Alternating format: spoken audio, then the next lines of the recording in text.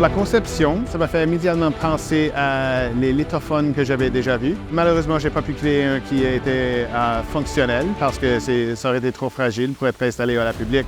Mais il y a un système c'est comme des xylophones mais faits en pierre où tu peux avoir des différentes tonnes et des différentes notes. Mon processus créatif, par contre, est toujours en progression à évolution. Alors, moi, je ne fais pas un plan et un dessin et puis j'arrive et je fabrique exactement ça.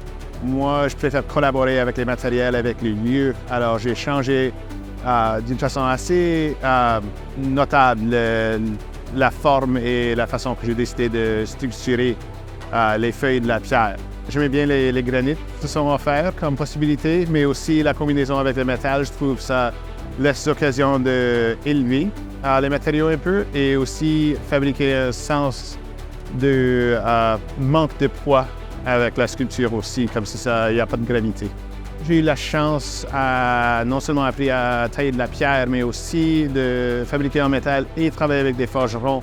Alors, souvent, c'est très, très difficile à avoir des tubes courbés et qui amincissent. Alors, j'ai utilisé un système de chauffage. On a enlevé de la matériel des tuyaux qui a été déjà courbé. Je taille la granite avec les lames à diamant. Et puis, je vais les polir aussi à un certain niveau. J'ai l'intention d'avoir quelque chose qui ressort la couleur, mais a encore une sensation un peu douce sous les doigts. J'aime pas trop donner une narrative exprès à mes œuvres. Je veux donner une sensation qu'il y a des textures et des surfaces, des images à découvrir. Mais à un moment donné, le niveau d'exploration que le monde le donne, c'est leur choix. La manière dont ils l'expérimentent, c'est leur choix. Et je préfère laisser le monde prendre leur propre opinion sans que je les dirige.